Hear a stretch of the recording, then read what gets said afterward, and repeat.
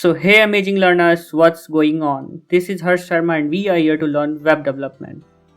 तो ये इस प्लेलिस्ट की सेकंड वीडियो और आज हम बात करने वाले हैं कि क्या होता है internet, what is internet and what is website. So it has ये आपका मस्ट क्लियर होना ही चाहिए. अगर हम वेब डेवलपमेंट करने जा रहे हैं तो आपको पता होना चाहिए कि वेबसाइट्स क्या होता है, कैसे एक वेबसाइट सर्वर से डेटा फैच करता है, कैसे एक वेबसाइट सर्वर तक पहुंचता है, क्या होता है क्लाइंट, क्या होता है ब्राउज़र, क्या होता है सर्वर, क्या होता है डीएनएस, क्या होता है एपीआई. ये सारी चीज़ें तो आपको मस्ट पता होनी ही चाहिए. तो आप इसे इस प्लेलिस्ट की पहली वीडियो समझ सकते हो क्योंकि इसमें हम लोग जानने वाले most basics of the web development. So पढ़ के ऐसा लगेगा कि हम लोग वेब डेवलपमेंट नहीं पढ़ रहे हैं, हो सकता है डोमेन से बाहर आके शायद नेटवर्किंग पढ़ रहे हैं, but this is all about web development. So ये आपको मस्ट क्लियर होना ही चाहिए जो भी अभी मैं बताने वाला हूँ. तो एक रिक्वेस्ट है यार कि अगली वीडियो चाहे स्किप कर देना, बट ये वाली वीडियो स्किप मत करना अगर वेब डेव अच्छे से समझना है तो, क्योंकि इसमें मैं जितनी भी चीज़ों की बात करने वाला हूँ वो सारी आगे आने वाली है इस वीडियो लेक्चर में. तो आज का जो वीडियो होने वाला है वो बेसिक्स वीडियो होने वाला है, बट मोस्ट इम्पॉर्टेंट होने वाला है. और लास्ट में मैं आपके साथ एक खुद का बनाया हुआ एक मस्त वाला डायग्राम जिसमें कि सारे कुछ को मैंने एकदम इजीली अच्छे से समझाया, वो भी आपके साथ मैं शेयर करूँगा. और ट्रस्ट मी यार कि पूरे यूट्यूब पे मेरा सब्सक्राइबर अभी 6 है, ये वीडियो डालने से पहले भी तो 6 सब्सक्राइबर है, बट पूरे यूट्यूब पे आपको वैसा डायग्राम अगर मिल गया तो फिर यार कमेंट करो मेरे को. तो let's without wasting any further time यार, let's go to the screen and learn what I am going to teach you now. तो सबसे पहले तो हम इस वीडियो में ये बात करते हैं कि हमने कल क्या पढ़ा था. तो सबसे पहले उसे रिवाइज कर लेते हैं. तो सबसे पहले कल हमने देखा था क्या होता है वेब डेवलपमेंट. सो कल के टॉपिक में हमने रिवाइज किया था व्हाट इज़ वेब डेवलपमेंट. तो ये क्या होता है, वेब डेवलपमेंट क्या होता है. It's a process of creating a web application और website are called web development. Okay. उसके बाद फिर हमने पढ़ा था कि इसके कितने टाइप्स होते हैं. मैंने बताया था कि इसके 3 टाइप्स होते हैं. एक होता है फ्रंट एंड होते हैं, दूसरे बैक एंड, और तीसरा क्या होता है, वो होता है फुल स्टैक. ठीक है. तो ये बताओ कि फ्रंट एंड क्या होता है. फ्रंट एंड होता है जो भी आप एक वेबसाइट पे देख रहे हो, जो इस वेबसाइट पे आपके सामने जो भी शो हो रहा है, जैसे ये एक लॉगिन आइकन है, ये यूज़र इनपुट्स है और ये लॉगिन बटन है. ठीक है, लॉगिन बटन है क्या ही है. तो यहाँ पे यूज़र नेम, यहाँ पे पासवर्ड डालना है आपको. तो आप जो भी देख रहे हो, आपकी स्क्रीन के ऊपर जो भी खुला हुआ है, जो आपको दिख रहा है, वो क्या आता है, वो सारे फ्रंट एंड में आता है. वेब डेवलपर बैठ के इसे डिज़ाइन करता है. ओके. बैक एंड क्या होता है, the logic behind front end. अब आपने देखो यार, आपने क्या लॉगिन बटन पे यूज़र कुछ डाल दिया, यूज़र नेम कुछ भी डाला, पासवर्ड कुछ भी डाला, उसके बाद आपने लॉगिन बटन पे क्लिक किया. तो वो लॉगिन कैसे हो जा रहा है, क्योंकि यार जो डेवलपर है वो लॉगिन बटन के लिए कोड लिखा है, कुछ लाइंस ऑफ कोड लिखे हैं, वो, जिसके कारण क्या हो रहा है, ये लॉजिक बटन जो है वो फंक्शनल है. ठीक है, वो लाइंस ऑफ कोड के कारण ही लॉजिक बटन फंक्शनल है. तो वो आते हैं बैकएंड में. अगर कुछ लाइन लॉजिक होती ही नहीं, इसके पीछे बैंड कुछ लॉजिक होगा तो क्या होगा, लॉगिन बटन पे क्लिक करने के बाद कुछ भी नहीं होगा, ये लाइक इमेज की तरह ये खो जाएगा अगर बस फ्रंट एंड हो तो. उसके बाद आता है फुल स्टैक. फुल स्टैक में क्या देखा था हमने, फुल स्टैक में होता है combination of both front end and back and. Okay. जब दोनों को मिला दे तो क्या बनता है बनता है फिर फुल स्टैक. तो full stack is the combination of both front end and back and. तो फर्स्ट लेक्चर में इतना ही था. सो मेन टॉपिक आज यहाँ से स्टार्ट होने वाला अभी से. सो एक रोड मैप है कि अगर आप बनना चाहते हो एक वेब डेवलपर, तो क्या आपको फॉलो करना चाहिए. ये प्लेलिस्ट 100 डेज का होने वाला है और इसमें हम ये सारी चीज़ें जो भी आपको यहाँ दिखेगी, ये सारी चीज़ें हम कवर करने वाले हैं सो नेक्स्ट 100 डेज में. सो अगर आप एक वेब डेवलपर बनना चाहते हैं तो सबसे पहले आपको किस चीज़ में मास्टर करना होगा. तो सबसे पहले तो आपको ये समझना होगा कि how internet and website work. तो आज की वीडियो में ये रोड मैप के बाद हम यही देखने वाले हैं कि how internet and website work. तो सबसे पहले तो आपको ये क्लियर होना चाहिए कि आप जब टाइप कर रहे हो www dot dot dot dot जो भी लिखो यहाँ पे example.com, तो जो आप ये टाइप कर रहे हो अपने ब्राउज़र पे जा करके, तो ये कहाँ से डेटा लेकर के आ रहा है, मतलब कहाँ से ब्राउज़र के पास में डेटा आ जाए, ब्राउज़र को पता कैसे चल पा रहा है कि example.com के अंदर क्या है जो हमको फैच होके यहाँ पे मेरे ब्राउज़र पे शो हो रहा है। तो ये सब चीज़ें तो पता होना बहुत इम्पॉर्टेंट है, तो इसके बाद ही हम आगे बढ़ पाएंगे। सो अगली कुछ वीडियो में हम देखेंगे क्या होता है HTML, क्या होता है CSS, क्या होता है जावास्क्रिप्ट, और इसके बाद हम एक पूरी प्लेलिस्ट बनाएंगे HTML पे, फिर बनाएंगे CSS पे, एंड फिर बनाएंगे जावास्क्रिप्ट पे। तो स्टेप 1 में तो ये 4 चीज़ें हैं। पहला टॉपिक तो मैं अभी इस वीडियो में क्लियर कर दूंगा कि क्या होता है इंटरनेट और कैसे वेबसाइट वर्क होता है। इस वीडियो के देखने के बाद मैं आपको गारंटी देता हूँ, मैं 100% गारंटी देता हूँ इस वीडियो को देखने के बाद, अगर आपको ये समझ में नहीं आया कि how the internet and website work, तो यार आप मेरा चैनल अनसब्सक्राइब कर देना। अगर समझ में नहीं आया तो आप किसी भी डोमेन से हो, किसी भी फील्ड से हो, ये टॉपिक तो आपको 100% समझ में आएगा ही। उसी तरह आपको सारे कॉन्सेप्ट समझ में आएंगे, क्योंकि बहुत स्क्रैच से बना रहा हूँ मैं ये वीडियो। सो उसके बाद हम देखने वाले हैं नेक्स्ट वीडियो में HTML, CSS एंड जावास्क्रिप्ट। तो स्टेप 1 में आपको इतना कुछ क्लियर करना है, ठीक है। उसके बाद सेकंड स्टेप में क्या आता है, CSS फ्रेमवर्क्स को आपको मास्टर करना है, ठीक है। लाइक टेलविंड CSS क्या होता है, टेलविंड CSS मोस्ट इंपॉर्टेंट है आज के टाइम पे। टेलविंड CSS अभी भी चल रहा है। वो जो नॉर्मल स्टाइलिंग आप देखते होगे, आपने कहीं ना कहीं देखा ही होगा, डॉट लगा के आप स्टाइल को कॉल करते हो, एलिमेंट को कॉल करते हो, फिर उसे स्टाइल करते हो। काफ़ी लेंदी प्रोसेस, और जब बड़े बड़े प्रोजेक्ट्स पे आप काम कर रहे होगे ना, लाइक बड़ा बड़ा प्रोजेक्ट पे बना रहे होगे आप, तो उस टाइम वो आपको बहुत ज़्यादा कन्फ्यूजिंग लगेगा। हर स्टाइलिंग के लिए आपको एक कमेंट लिखना पड़ेगा, तो ही जाके आप अच्छे से खुद का लिखा हुआ कोड खुद ही आपको समझ में नहीं आएगा। ऐसा हो जाता है उस टाइम, एक टाइम आने पे, ठीक है। तो आपको वो सब चीज़ को मास्टर करना होगा, जो कि मेरे प्लेलिस्ट में आगे आने वाली है। उसके बाद फिर आपको जावास्क्रिप्ट की कुछ लाइब्रेरी पढ़ाई जाएगी। उसके बाद फिर व्हाट इज़ रिस्पॉन्सिव डिज़ाइन। ये तो देखो यार, वेब डेव में तो सबसे इम्पोर्टेंट अभी आपको पता होना चाहिए क्या होता है रिस्पॉन्सिव डिज़ाइन, ठीक है। Let me clear, wait, let me erase this all ना। चला जा। आप देखो, आप जैसे कि आपने एक वेबसाइट बनाया,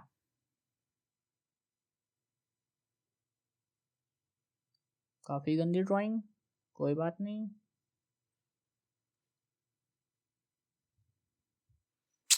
माई ऑब्सेशन विथ लॉगिन बटन यार।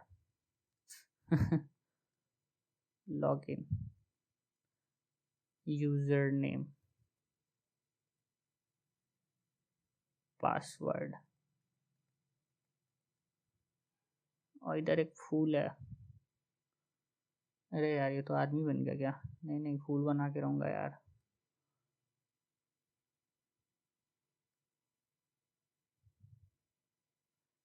ठीक है, अब ये देखो यार, मान के चलते हैं ये मेरा PC है, ठीक है।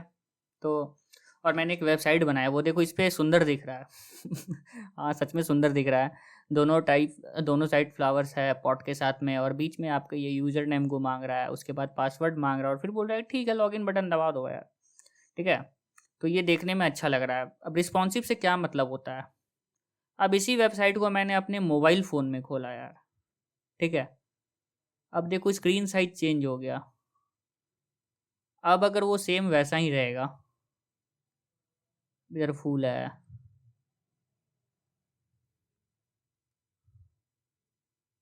तो देखो यार चिपकू चिपकू सा हो गया है, ना यहाँ पे जगह है ना यहाँ पे जगह, और देखने में भी बिल्कुल अच्छा नहीं लग रहा है। इसको कंपेयर करो यार, मतलब लग रहा है कि ये ज़्यादा अच्छा है कहीं से भी, मोबाइल फ़ोन वाला नहीं है ना। तो रिस्पॉन्सिव डिज़ाइन का मतलब होता है कि इस डिज़ाइन को जब आप किसी अलग अलग स्क्रीन रेशियो साइज में खोलोगे, कभी आप फ़ोन में खोले, कभी आप टैबलेट में खोले, तो इसके जो एलिमेंट है वो अपने आप को रिस्पॉन्सिव तरीके से अलाइन कर ले, ताकि वो यहाँ भी अच्छे दिखें, यहाँ भी अच्छे दिखें, और यहाँ भी अच्छे दिखें, ऑल द स्क्रीन रेशियोज में वो अच्छे दिखें। So this is called responsive design. So आपको ये भी मास्टर करना होगा, जो कि हमारे कोर्स में होने वाली आगे। और उसके बाद जब आप एक बार इतने सारे चीज़ों को क्लियर कर लो, तो फिर आप रेडी हो एक खुद के क्या बनाने के लिए, प्रोजेक्ट बनाने के लिए।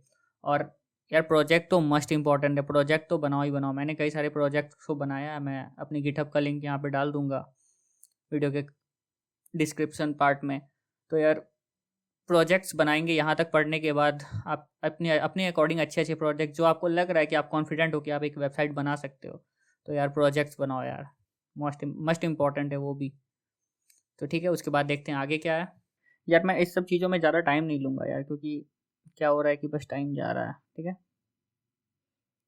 उसके बाद ठीक है, आपने एक बार फ्रंट एंड अच्छे से सीख लिया, उसके बाद हम जानेंगे कि बैक एंड क्या होता है डिटेल्ड में। अभी तो बस इतना जाने कि फ्रंट एंड के पीछे जो कुछ लॉजिक्स होते हैं उसे बैक एंड कहते हैं, but that's not on true, maybe something मोर।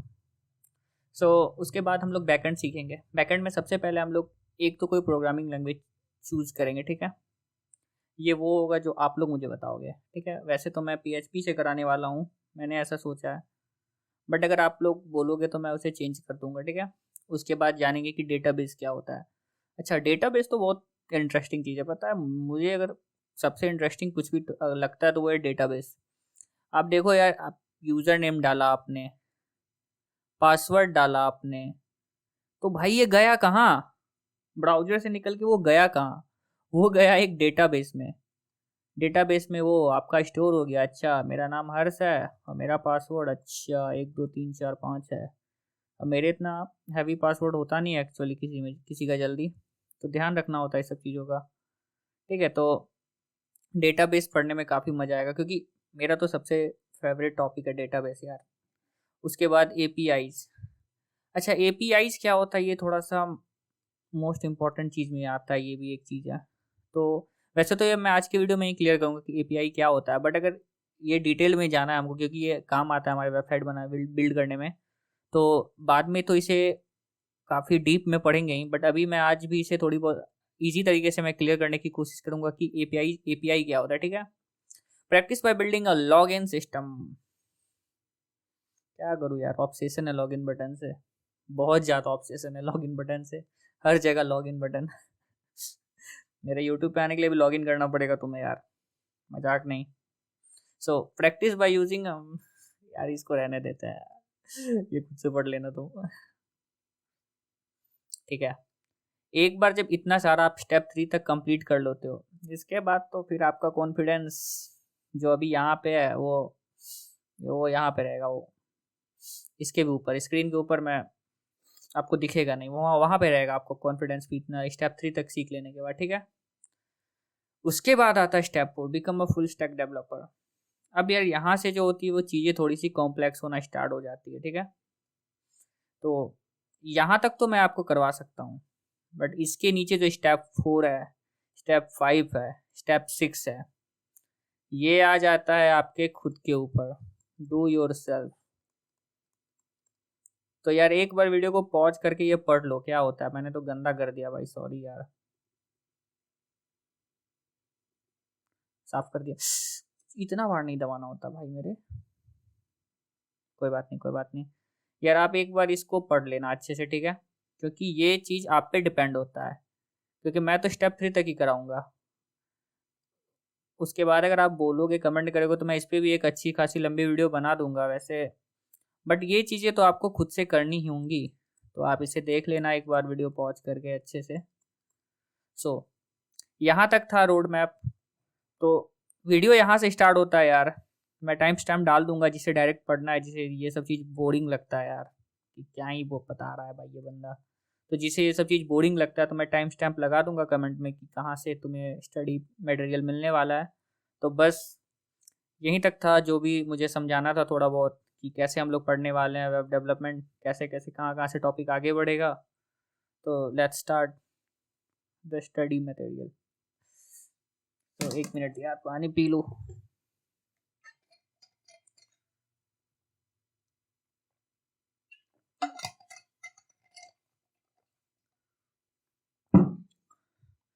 चलो तो देखते हैं इसके आगे का टॉपिक। यहाँ से स्टार्ट होता है मेन मजा। यार आज मैं HTML CSS नहीं पढ़ा रहा यार, तो देख लो यार, यहाँ से पढ़ना बहुत इंपॉर्टेंट है। व्हाट इज द इंटरनेट, ठीक है। पता है सबको आंसर इसका पता है, इंटरनेट क्या होता है। वैसे बताओ यार तुम लोग क्या होता है। ये है मेरा पीसी, ये है हमारे दोस्त का पीसी। यार पीसी कम आदमी ज्यादा लग रहा है। ये है हमारे दोस्त के दोस्त का पीसी, ठीक है। सो this is my PC, this is my FRIEND PC, and this is my F यानी फ्रेंड ऑफ फ्रेंड पीसी। यार मैंने यहाँ से मैसेज कर दिया, मैसेज छोड़ो यार, मैसेज वाला थोड़ा कॉम्प्लेक्स नहीं करना स्टार्टिंग में। ये मेरा पीसी है, तो मुझे कुछ डेटा शेयर करना है अपने फ्रेंड के साथ। मैंने अपने फ्रेंड को मैसेज किया कि भाई भाई तूने वो फ़ोटो देखी, मेरे पे एक मस्त फ़ोटो आई है, देख ले भाई। तो मैंने ये फ़ोटो इसके पास शेयर किया, अपने फ्रेंड के पास। अब क्योंकि ये मेरा बेस्ट फ्रेंड है यार, बट मैं इसका बेस्ट फ्रेंड नहीं हूँ, ना ना ना ना, गलत बात यार। ये मेरा बेस्ट फ्रेंड जरूर है, बट मैं इसका बेस्ट फ्रेंड नहीं हूँ। तो इसने क्या किया ना, इसने अपने फ्रेंड को मैसेज भेजा, भाई भाई मार्केट में एक फ़ोटो आई है, तूने देखा। तो ये बोला भाई कि ठीक है। तो ये फ़ोटो तो मैंने इसे शेयर किया, बट ये इसके पास भी पहुंच गया। अब यार हुआ क्या कि जो मेरा फ्रेंड था ना, वो जिसे अपना बेस्ट फ्रेंड समझता था, भाई लक यार, वो उसे अपना बेस्ट फ्रेंड नहीं समझता था। ऐसा होता ही है यार। तो इसने क्या किया यार, इसने अपने, यार देखो मैंने रेड बनाया तो समझ जाओ ये कैसा फ्रेंड है। तो इसने अपने फ्रेंड को वो फोटो भेजा, भाई भाई बहन बहन मेरे पे एक फोटो पहुंची है। तो ये तो खुश हो गई, अरे कितना मस्त है, तुम लोग इतने चिल करते हो। तो देखो यार कि कैसे मैसेज एक जगह से दूसरे जगह, टॉपिक पे आ जाओ, हो गया। कैसे मैसेज एक जगह से दूसरे जगह भटक रहा है। मैंने अपने फ्रेंड को भेजा, मेरे फ्रेंड ने अपने फ्रेंड को भेजा, उसके अपने फ्रेंड ने अपनी बंदी को भेजा। आई एम इंजीनियर यार, क्या करूँ, स्किप। तो उसने अपने दोस्त को भेजा। तो क्या होते हैं यार, ये जो हम लोग कम्युनिकेट करते हैं, उसी तरीके से ये पीसी जो है वो भी एक दूसरे से कम्युनिकेट कर रही है, ठीक है। तो ये पीसी जो कम्युनिकेट कर रहा है, जो पीसी एक दूसरे से जुड़ा हुआ है, वो क्या कहलाता है, वो नेटवर्क कहलाता है। तो फिलहाल तो बस यहाँ पे ये 4 ही पीसी है, मैं, मेरे दोस्त का, मेरे दोस्त के दोस्त का और उसकी बंदी का। तो यहाँ पे ये 4 ही पीसी है, ठीक है। 4 पीसी है तो ये क्या हो गया, ये भी एक नेटवर्क है, ये भी एक नेटवर्क है। But the internet is a global network, connect computer and device world wide. पर अगर ये जो पूरा दुनिया का कंप्यूटर है, वो एक दूसरे से कैसे कनेक्टेड होता है, वो एक दूसरे से कनेक्टेड होता है through internet, okay. Think of it is a highway where data travels from one place to another place, ठीक है। आप इसे हाईवे समझ लो, ये एनएच समझ लो आप इसे, एनएच। डेटा यहाँ से यहाँ घूम रहा है, यहाँ से यहाँ घूम रहा है, यहाँ से यहाँ घूम रहा है। तो internet is like a highway where all the computers of world are connected to each other. When we open a website we send a request and in return we get a response. तो हम लोग जब internet use करते हैं तो हम लोग क्या करते हैं, हम लोग एक रिक्वेस्ट भेजते हैं कि भाई मेरे को ये चाहिए, तू दे दे मेरे को। तो सामने से वो एक रिस्पॉन्स भेजता है दूसरा कंप्यूटर।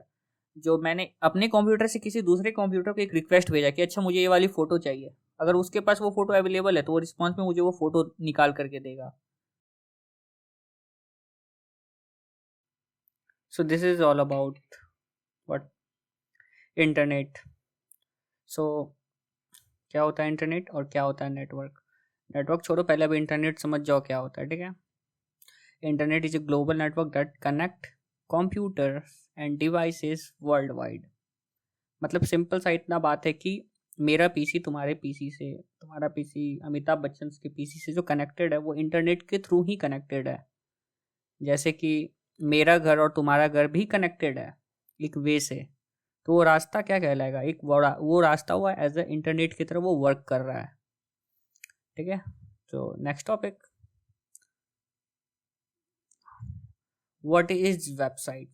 यार ये तो मोस्ट बेसिक है। A website is a collection of web page stored on a server. Server क्या होता है ये मैं अभी नहीं बताऊंगा, मैं नहीं बताऊंगा, मजाक कर रहा हूँ, अभी नहीं बताऊंगा। सुनो, a website is a collection of web pages. तो उससे पहले समझो कि वेब पेजेज क्या होता है। मैंने एक पेज बनाया, मैंने एक वेबसाइट के लिए एक पेज बनाया। इस पेज में जैसे मान के चलती है होम पेज है, होम पेज है। तो एक और पेज होगा जो होगा अबाउट पेज। एक और पेज होगा जो होगा क्या,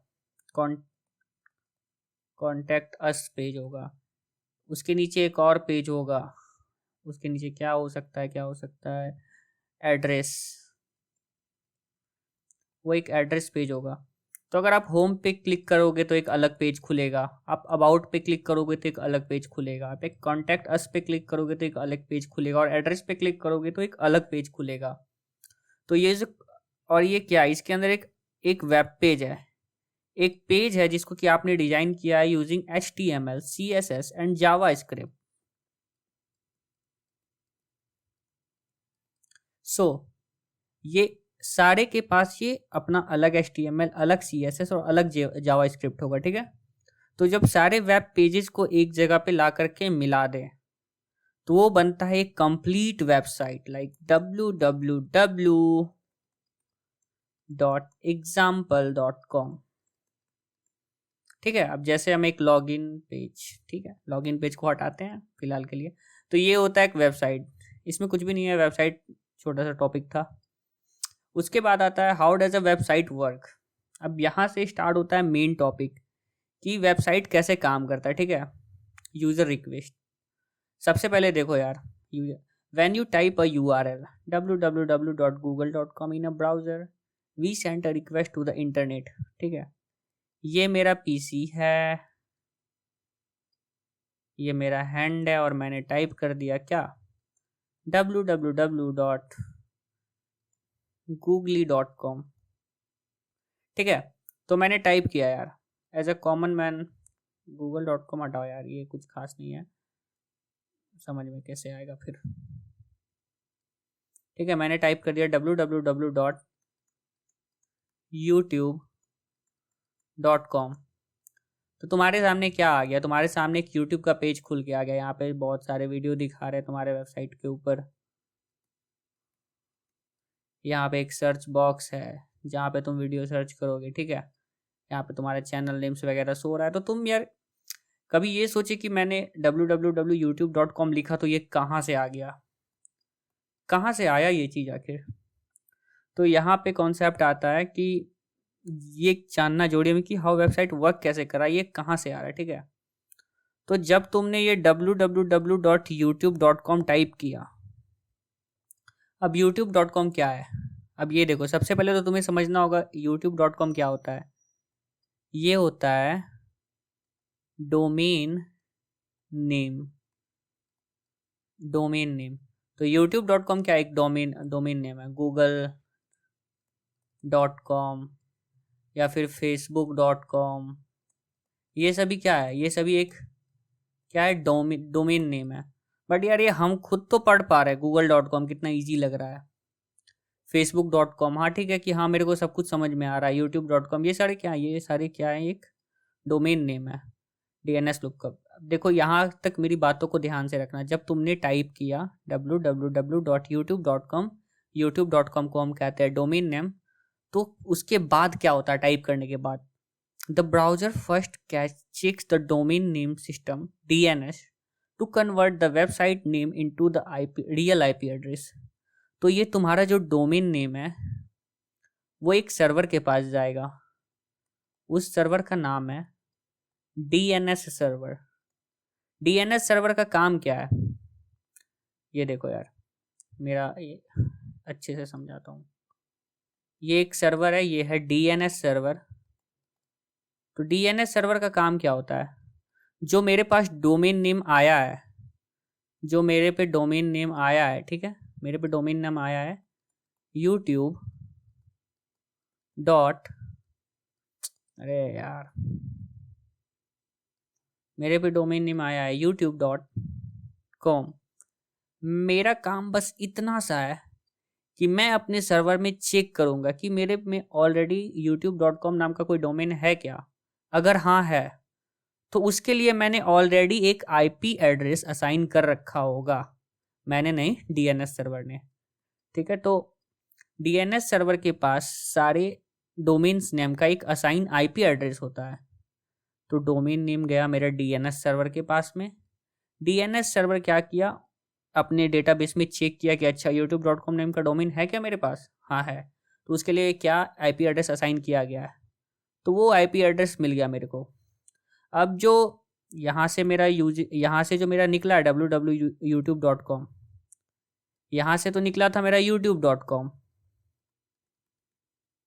पर रास्ते में डीएनएस सर्वर से मिलने के बाद ये चेंज होके चला गया आईपी एड्रेस में। अब वो मेरा youtube.com नहीं चाहिए, अब मेरा youtube.com नहीं जा रहा आगे, अब मेरा आईपी एड्रेस जा रहा है आगे, जो कि हर डोमेन के लिए अलग अलग तरीके से असाइन होता है।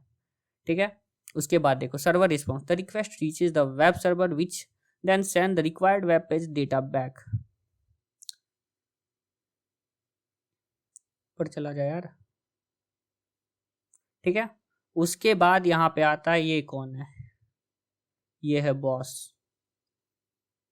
ये है वेब सर्वर। वेब सर्वर क्या होता है, अरे यार मैंने सोचा था सर्वर आगे बताऊंगा, बट सुनो यार, सर्वर मैं यहीं पे क्लियर कर देता हूँ वरना फिर सारा मैस हो जाएगा। पहले देखो सर्वर क्या हो रहा है। ठीक है, सर्वर कुछ भी नहीं है, server is nothing but a powerful computer.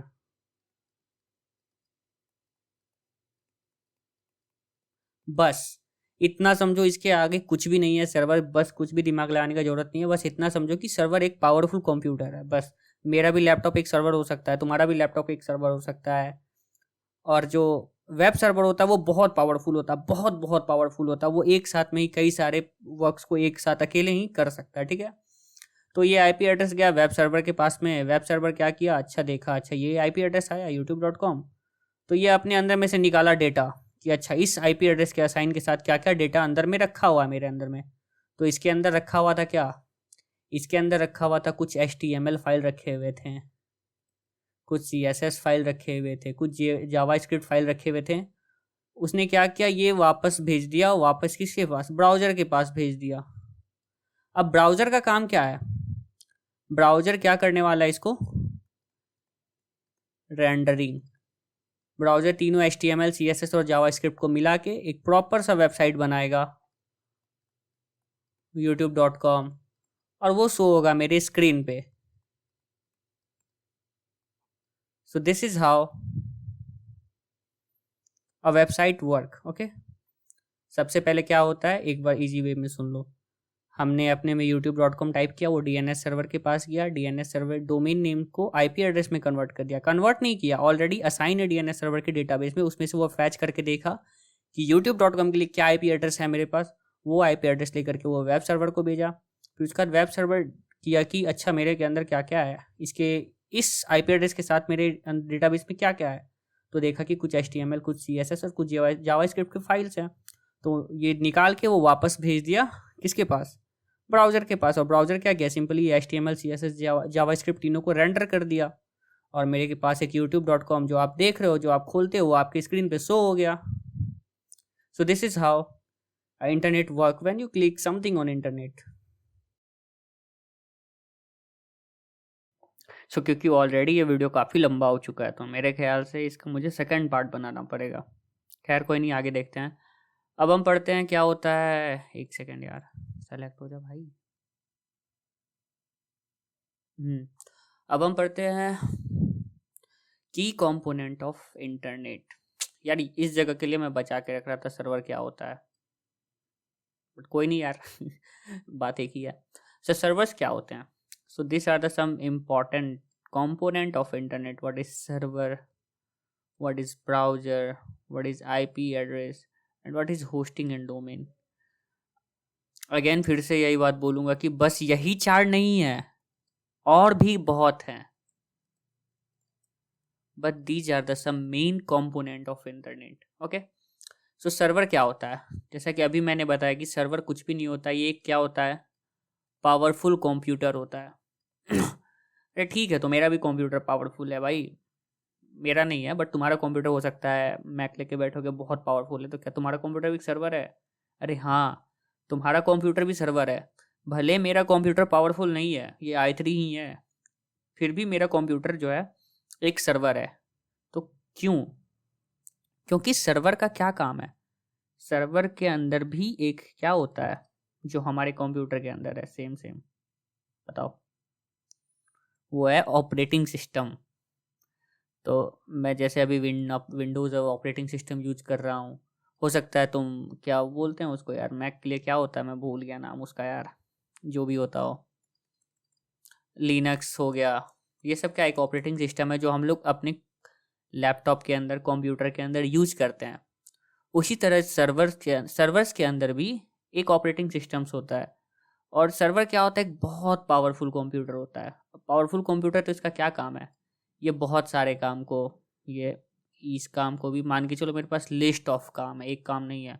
अभी जैसे मेरे लैपटॉप में मैं स्क्रीन रिकॉर्ड कर रहा हूँ, साथ में ऑडियो रिकॉर्ड कर रहा हूँ, तो मेरा लैपटॉप ओवर हीट हो चुका है, इसका फ़ैन करके नाच रहा है, मतलब घूम रहा है। तो अगर मेरे पास एक पावरफुल कंप्यूटर होता तो क्या होता, मैं मल्टी टास्किंग, लाइक मैं स्क्रीन भी रिकॉर्ड कर रहा हूँ, मैं गेम भी खेल रहा हूँ, मैं कोडिंग भी कर रहा हूँ, मैं पीछे में 4K वीडियो भी चला के रखा हूँ बैकएंड में, बट फिर भी मेरा जो लैप है वो थोड़ा भी लैग नहीं हो रहा है। तो वो पावरफुल कंप्यूटर में आता है। तो ठीक है, वैसे यहाँ पे देखते हैं अब ये क्या हो गया। अगर तुम्हारे पास मल्टीपल नंबर ऑफ टास्क है और वो सारे टास्क भी तुम कर ले रहे हो किसी कंप्यूटर में, तो वो कंप्यूटर क्या है तुम्हारा, एक पावरफुल कंप्यूटर है। तो उसी तरह अब वेब सर्वर समझो क्या होता है। सर्वर एक पावरफुल कंप्यूटर है जो एक साथ कई सारे काम को हैंडल कर सकता है। अब मुझे एक फ़ोटो चाहिए, मेरे दोस्त को एक फ़ोटो चाहिए, अभी मेरा एक दोस्त कॉल किया कि भाई मेरे को फ़ोटो भेज। वो मेरे फ्रेंड ऑफ फ्रेंड का फ़ोटो मांग रहा है मेरे से, जो लाल वाला कंप्यूटर मैंने बनाया था। तो मैंने बोला भाई मेरे पे नहीं है।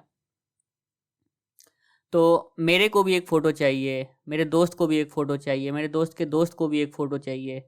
ठीक है, अगर मैं अपने लैपटॉप में से 3 जगह एक साथ अपने फ़ोटो को ट्रांसफ़र करूँगा तो क्या होगा, अगर ये फ़ोटो मान के चलो 10 MB की है, तो अगर मेरा फ़ोटो 2 Mbps की स्पीड से भी जा रहा है, तो यहाँ पे मेरे को अगर सिर्फ एक फ़ोन में भेजना हो तो मेरे को कितना समय लगता?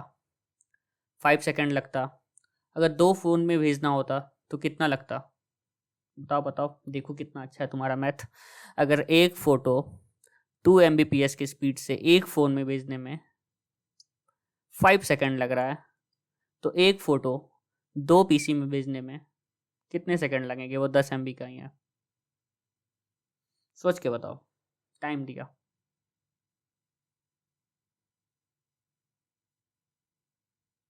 ये सोच के मेरे को कमेंट करके बताना, ठीक है? तो ऑब्वियसली जितना भी टाइम लगेगा, तो जितना इसमें लग रहा है उससे तो ज़्यादा ही लगेगा, और 3 हो तो और ज़्यादा टाइम लगेगा, ठीक है? ऐसे करते करते अगर मान के चलो ये कोई स्टार होती, या कोई स्टार होता ये बंदा जिसका फ़ोटो हम लोग खोज रहे हैं, और इसका फ़ोटो अभी मतलब थाउजेंड्स लोग या 2000 लोग या 1 मिलियन लोग एक साथ एक्सेस करना चाह रहे इस फ़ोटो को, तो यार सोचो स्पीड कितना स्लो हो जाएगा। अगर मैं अपने कंप्यूटर से, अपने लैपटॉप से मैं 1 मिलियन पीपल्स को ये फ़ोटो ट्रांसफ़र करूँ तो बहुत स्लो हो जाएगा, अल्ट्रा स्लो हो जाएगा यार। KBPS छोड़ो, BPS भी नहीं चलेगा, बाइट पर सेकेंड। सो अगर मेरे पास एक पावरफुल कंप्यूटर है तो यार इजीली मैं सभी 1 मिलियन लोगों को एक साथ में ही फ़ोटो भेज सकता हूँ विथ 2 Mbps के स्पीड से भी। तो ये बेटर है ना? तो this is called server. Server इतना ही है यार, सर्वर में इससे ज़्यादा कुछ भी नहीं है। सर्वर एक पावरफुल कंप्यूटर है जिसके अंदर डेटा स्टोर है, और हमें जब कुछ डेटा चाहिए होता है तो वहाँ पे जाके हम उसे रिक्वेस्ट करके उसे ले लेते हैं डेटा। उसके बाद आता है what is browser. Late me erase this all.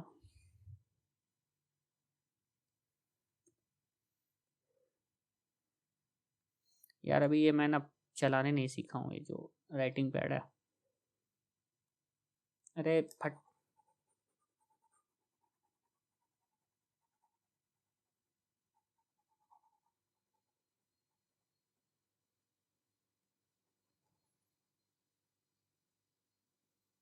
चलो ठीक है, अब देखते हैं ब्राउज़र क्या होता है। ब्राउज़र, अरे यार ब्राउज़र तो सबको पता ही होता है, ठीक है? ब्राउज़र कुछ भी नहीं होता, ये एक एप्लीकेशन होता है, ऐप, जैसे एक हिल क्लाइंब रेसिंग में गेम बहुत खेलता था पहले।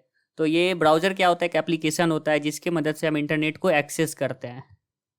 इंटरनेट को एक्सेस करने के लिए हमें एक एक क्या चाहिए, एक ऐप चाहिए जिसे कि हम ब्राउज़र कहते हैं। जैसे कि मेरा क्रोम ब्राउज़र हो गया, फायरफॉक्स ब्राउज़र हो गया, और आजकल तो मार्केट में ब्रेव चल रहा है, ब्रेव ब्राउज़र हो गया। This are called browser. ये कुछ भी नहीं है, ये बस एक कनेक्टर है जो हमारे पीसी को सर्वर वाले पीसी से कनेक्ट करता है, ताकि ये दोनों क्या कर पाएँ, कम्युनिकेट कर पाएँ भाई, कम्युनिकेट। ओके, उसके बाद आता है कि आईपी एड्रेस क्या होता है। देखो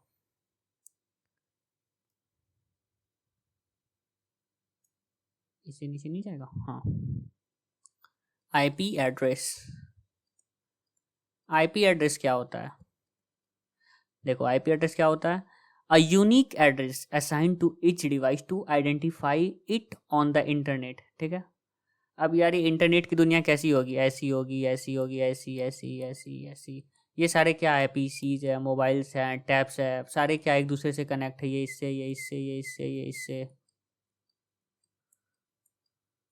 ठीक है, सारे पीसी एक दूसरे से कनेक्टेड है थ्रू अ नेटवर्क। ठीक है, अब ये है PC1। PC1 को एक डेटा चाहिए किससे, PC8 से। ये है PC8, तो इस पीसी को इससे एक डेटा चाहिए। अब कैसे ये डेटा लेगा, रास्ते में तो ये वाला पीसी भी आ रहा है, ये पीसी भी आ रहा है, ये पीसी भी आ रहा है, ये तो ये तो मतलब फोटो के लिए रिक्वेस्ट भेजा इसको कौन, PC8, पर क्या पता ये रिस्पॉन्स भेज दे PC नंबर 7 को, है ना। तो ये मिस्टेक ना हो, ये मिस्टेक ना हो हमारे से, इसके लिए हम लोग क्या करते हैं, इच डिवाइस को, इस वाले पीसी को हम एक आईपी एड्रेस असाइन कर देंगे। आईपी एड्रेस जो होता है वो यूनिक होगा। पूरे दुनिया में मेरे लैपटॉप का जो आईपी एड्रेस होगा, ठीक है, वो बाकी ना इस लैपटॉप का होगा, ना इसका होगा, ना इसका, ना इसका, ना इसका, ना किसी फ़ोन का, ना तुम्हारे फ़ोन का, ना तुम्हारे लैपटॉप का, ना तुम्हारे किसी भी डिवाइस का वो आईपी एड्रेस सेम नहीं होगा। तो IP address is like a Aadhaar number. अगर इंडियन सिटीजन के अकॉर्डिंग तुम बात करो तो IP address is like a Aadhaar number. हर इंसान का एक अलग आधार नंबर होगा। ठीक है, ताकि अगर मुझे इस पीसी के पास डेटा भेजना है तो मैं इसके पास ही भेजूँ, ना कि किसी और के पास भेजूँ, ना कि इसके पास भेज दूँ, ना कि इसके पास भेज दूँ, ना कि इसके पास भेज दूँ। Okay, so this is all about IP address. So wait, let me erase this all again to teach something. अरे यार ये बहुत बेकार है राइटिंग पैड।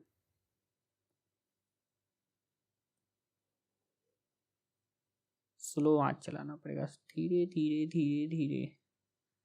यस, हो गया।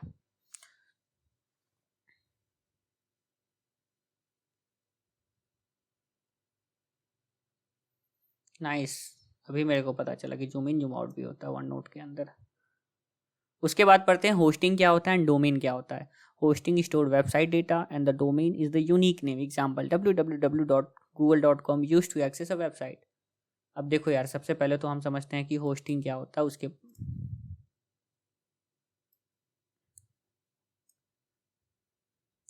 हाँ, आईपी एड्रेस बता दिया मैंने। अब सबसे पहले हम समझते हैं कि होस्टिंग क्या होता है। ठीक है, व्हाट इज होस्टिंग। देखो, hosting stores website data, nothing. मैं भी सेम लाइन लिखूंगा, मैं नहीं बढ़ाऊंगा, आगे जाओ। Hosting store what, website data.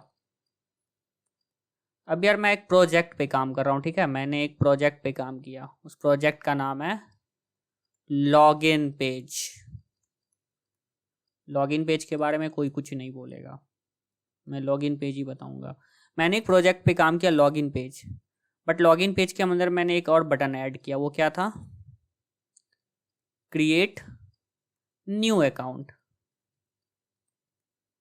सो ये दोनों मिलके तो यार, ये दो पेज मिलके मेरा, ये एक वेब पेज है और एक वेब पेज, ये दोनों मिलके क्या बन गया, एक वेबसाइट बन गया। ठीक है, अब देखो ये वेबसाइट मैं अपने पीसी में तो मैं देख सकता हूँ। मेरे ब्राउज़र इसको HTML और CSS दोनों को रेंडर कर देगा साथ में, तो मैं क्या बनाया हूँ HTML CSS और जावास्क्रिप्ट का यूज करके वो मैं तो देख सकता हूँ अपने पीसी में यार। बट मेरा फ्रेंड जो यहाँ से बेंगलोर में बैठा हुआ है, मेरा दोस्त एक, चलो उसका नाम मानते हैं ऋषभ नाम है, वो बेंगलोर में बैठा हुआ है, ठीक है। उसको भी ये सेम चीज़ देखना है। बट वो तो मुझे क्या करना पड़ेगा, मुझे व्हाट्सएप पे HTML CSS तीनों को एक जगह रख के उसको भेजना होगा, फिर उसको क्या करना होगा, सेम फोल्डर में तीनों फाइल को सेव करना होगा, तब जा करके उसके पीसी में, उसके ब्राउज़र में ये HTML CSS रेंडर होगा, वो देख पाएगा। बट इससे बेटर मैं क्या करूँगा, इससे बेटर मैं ये करूँगा, देखो मैं क्या करूँगा, जाऊँगा सर्वर भैया, सर्वर भैया मुझे आपसे कुछ काम है। वो बोले क्या काम है, ये है वो सर्वर, सर्वर क्या, पावरफुल कंप्यूटर, ये लाइन बस याद रखना, नथिंग मोर।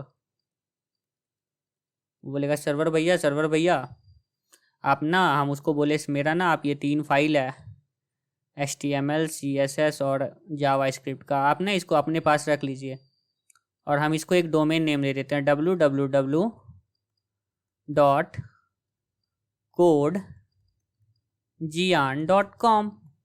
बोला ठीक है मैं अपने पास रख लेता हूँ, बट फ्री में थोड़ी रखूँगा, मुझे कुछ पे करो। मैंने इसे पे कर दिया $10, ठीक है। तो अब ये रख लिया। अब मेरा दोस्त क्या करेगा ना, अब मेरा दोस्त बेंगलोर में है, वो डायरेक्ट मेरे पास कुछ नहीं बोलेगा, वो जाएगा सर्वर के पास, सर्वर भैया, सर्वर भैया वो जो हर्ष भैया आपको दिए हैं ना डेटा रखने के लिए codegian.com डोमेन के अंदर, वो मुझे वापस कर दीजिए। तो ये क्या करेगा, इसके ब्राउज़र को वापस भेज देगा। So simple. देखो इसमें कितने कम मेहनत पड़ रहा है। तो अब बस मेरा दोस्त रीसा भी नहीं इसको रेंडर कर सकता है, मेरा कोई और दोस्त अगर मान के चलो आदित्य है, आदित्य भी इसे रेंडर कर सकता है, मेरा कोई और दोस्त कहीं और बैठा हुआ वो भी रेंडर कर सकता है। और दोस्त ही क्यों, कोई भी इंसान कहीं भी बैठ के मेरे इस वेब पेज को रेंडर कर सकता है अपने ब्राउज़र में। सो this is the web hosting. और व्हाट इज़ डोमेन, मेरे जो वेबसाइट के कंटेंट है, कंटेंट के लिए मैंने एक स्पेशल नेम डाला है, special unique name, unique name होना चाहिए, ये याद रखना, special unique name. They are called what, they are called domain. So इतना। अभी आगे देखते हैं इसके आगे क्या आता है। So now we are going to learn,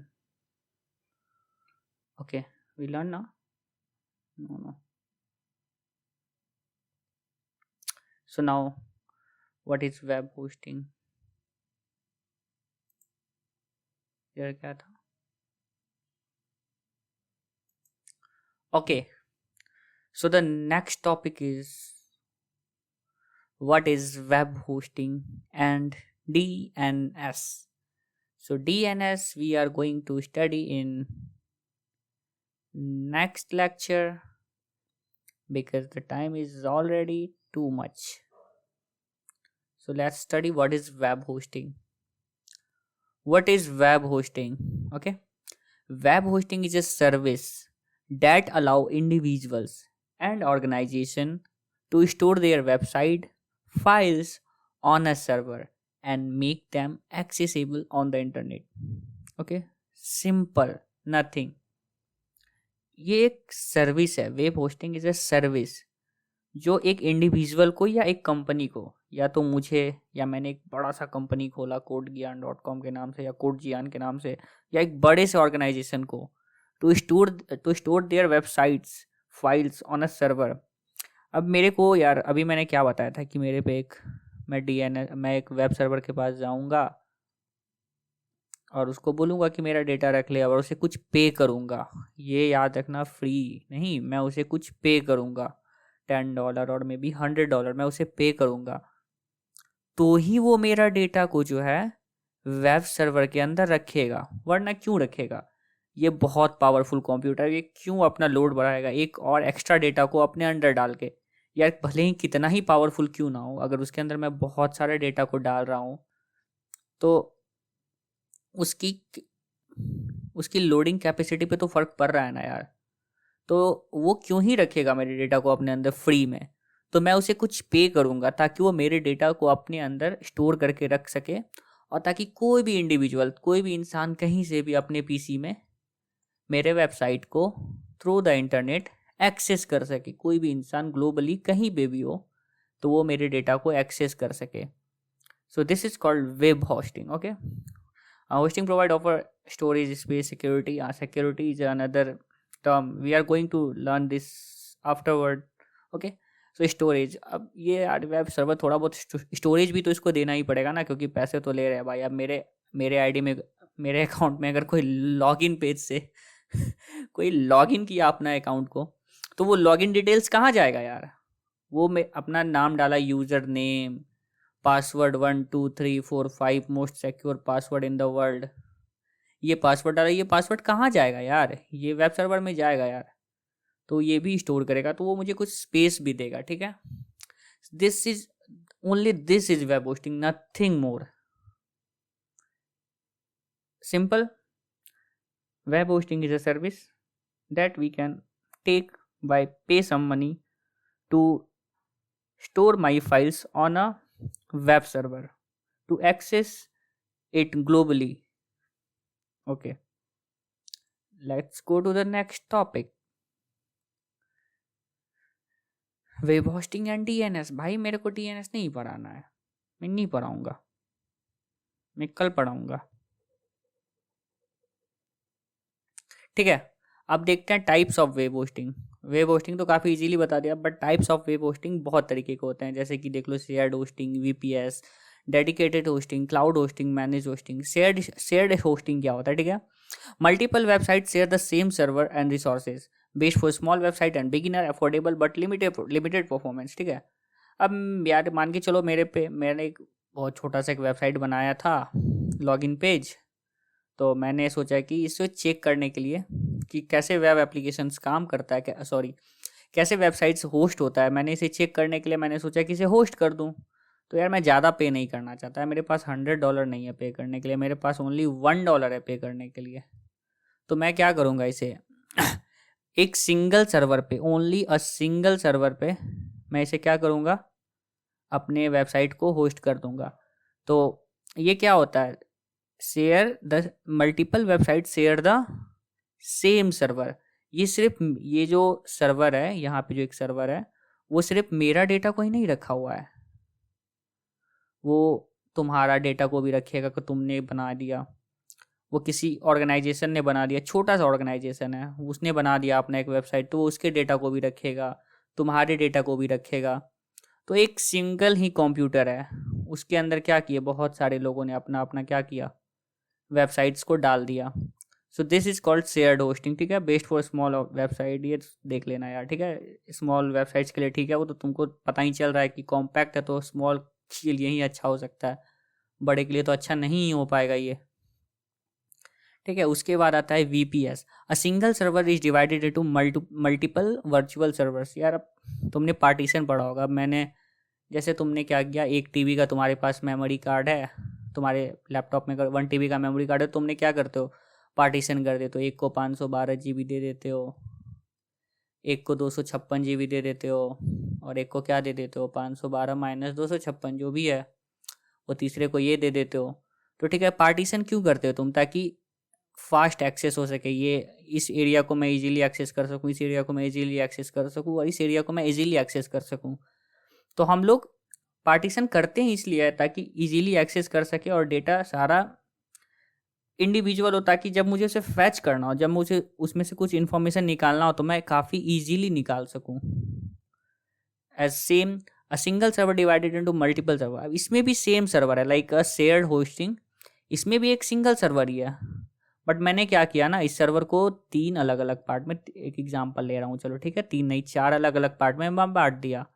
और ये सर्वर 1, ये सर्वर 2, ये सर्वर 3, ये सर्वर 4. ओके, है एक ही सर्वर, बट वर्चुअली मैंने इसे 4 हिस्से में डिवाइड कर दिया, और 4 अलग अलग होस्टिंग, 4 अलग अलग वेब होस्टिंग को इसके अंदर डाल दिया. यहाँ पे मेरा codegiyan.com है, यहाँ पे facebook.com है, यहाँ पे google.com है, यहाँ पे yahoo.com है, कुछ भी है. ठीक है, एक सिंगल सर्वर के अंदर जब बहुत सारा होस्टिंग्स को डाल देते हैं, तो वो क्या कहलाता है, VPS, virtual private server hosting. Okay, let's go to the next.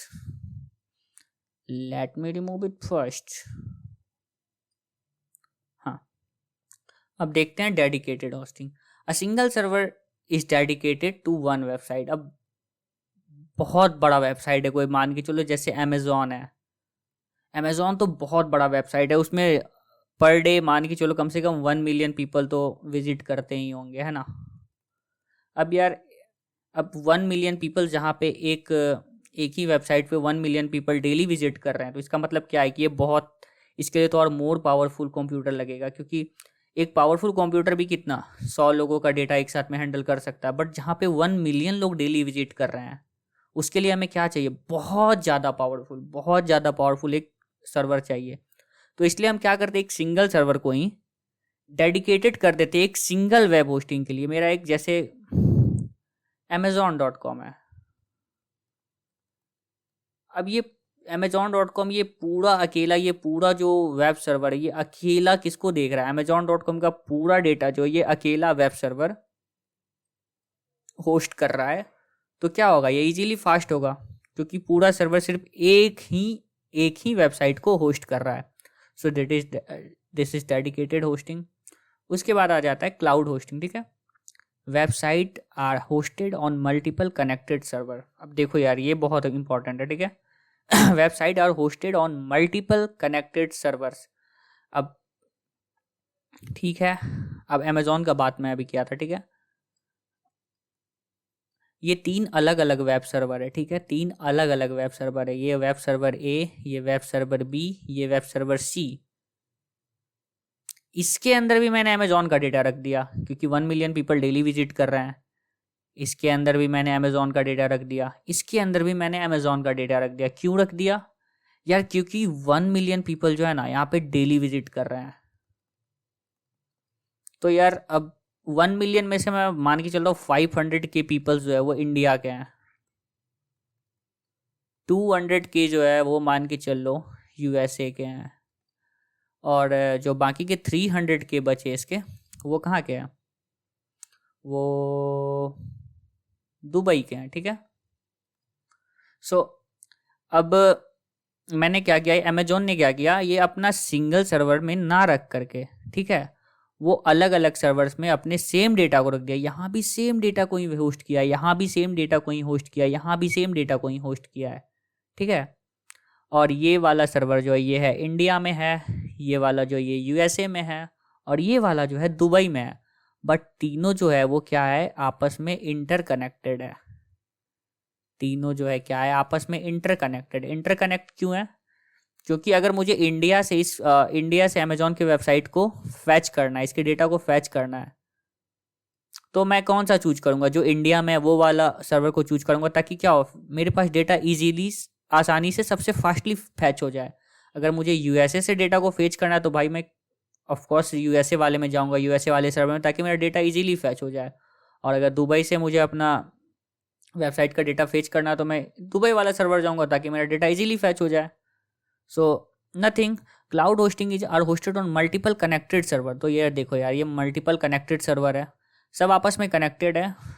High scalability and up time, suitable for growing business and scalable application. तो बहुत बड़ा बिजनेस जो पूरे वर्ल्ड वाइड चल रहा है, उसको रन करने के लिए हमें क्या होना चाहिए, एक क्लाउड बेस्ड जो होना है होस्टिंग सर्विस होना चाहिए। क्यों, ताकि यार वर्ल्ड वाइड कहीं से भी अगर कोई उसे एक्सेस करे तो वो बहुत फास्टली फैच कर सके डेटा को कैसे फेस्ट कर सके, फास्ट फैच कर सके, ताकि यूज़र को जो है कम टाइम लगे। यार अगर यार अभी मैं amazon.com खोला और वो 3 मिनट तक क्या हो रहा है, फैच ही हो रहा है, तो यार मैं क्या करूँगा, काट दूंगा, सीधे flipkart.com पे चले जाऊँगा, क्योंकि फ्लिपकार्ट तो पे क्लिक करते ही खुल जा रहा है। So that's why a cloud hosting is important. उसके बाद क्या आता है, managed hosting. Hosting provide manages the technical aspect, security, update, backups. अब इन सब के अलावा एक अलग होस्ट होता है, ठीक है, ये भी एक सर्वर है। Hosting provide manages the technical aspect, security, updates, backups. अब यार, अब 1 मिलियन पीपल विजिट कर रहे हैं अमेजोन के वेबसाइट पे, 1 मिलियन पीपल डेली विजिट कर रहे हैं। अब यार उसमें से 30 लोग क्या होंगे, 30 लोग क्या है, हैकर है। भाई आज तो मैं अमेजोन को हैक करूंगा, अंधा पैसा छापूंगा, ठीक है। बट यार क्या ये इतना आसान है, क्या ये इतना आसान है जो वेबसाइट 1 मिलियन डेली विजिट्स को हैंडल कर रहा है उसको क्या इजीली हैक किया जा सकता है? तो आंसर इसका ना के साथ साथ यस भी है। बस एक लूप होल ढूंढना है तुम्हें, नो मोर, बस एक लूप होल ढूंढना है, वो बहुत मुश्किल है, गलत डोमेन में जा रहे हैं। सो एक अलग से होस्टिंग सर्विस होती है जिसके अंदर हम क्या करते हैं, सिक्योरिटी प्रोवाइड करते हैं, अपडेट्स प्रोवाइड करते हैं और बैकअप प्रोवाइड करते हैं। उस वाले होस्टिंग सर्विस को क्या बोलते हैं, manage hosting, based for user who don't want to handle server management. ठीक है, सो इस वाले लेक्चर को या व्हाट इज डीएनएस ये अगले वीडियो में करते हैं। सो इस वाले वीडियो को यहाँ पे ही समाप्त करते हैं। सो इस वीडियो को एंड करते हैं यहाँ पे ही। कल के लेक्चर में हम देखेंगे क्या होता है डीएनएस, क्या होता है कैचेज, और एक जो डायग्राम मैंने शुरू में बोला था वो डायग्राम मैं कल आपके सामने मैं लाइव बना करके बताऊंगा ताकि वो आपको भी अच्छे से समझ में आ जाए। तो कल के लेक्चर को मिस मत करना यार। बस वो अब कल वाली वीडियो काफ़ी छोटी सी बनेगी क्योंकि 1-2 टॉपिक ही बस बच चुका है। कराने के लिए मैं उसे अभी भी करा दूँ पर ऑलरेडी वीडियो काफ़ी लंबी हो चुकी है, तो स्टार्टिंग में मुझे नहीं लगता कि इतना ज़्यादा लंबा वीडियो बनाना चाहिए। तो हैव अ नाइस डे यार। और यार अगर थोड़ा भी अच्छा लगा वीडियो तो यार सब्सक्राइब कर दो यार, लाइक कर दो यार। तो कल मिलते हैं डीएनएस और कैचेस के साथ में। उसके बाद फिर हम लोग परसों से स्टार्ट कर देंगे एचटीएमएल क्या होता है, एचटीएमएल पे हमारी कुछ लेक्चर्स लगेंगी, फिर सीएसएस पे, फिर जावास्क्रिप्ट पे, और फिर उसके बाद तो फिर जो मैंने आपको रोड मैप दिखाया उसके अकॉर्डिंग हम चलने वाले हैं। तो बाय बाय यार, गुड नाइट, ध्यान दो, पढ़ाई करो बस, और क्या ही बोलूँ।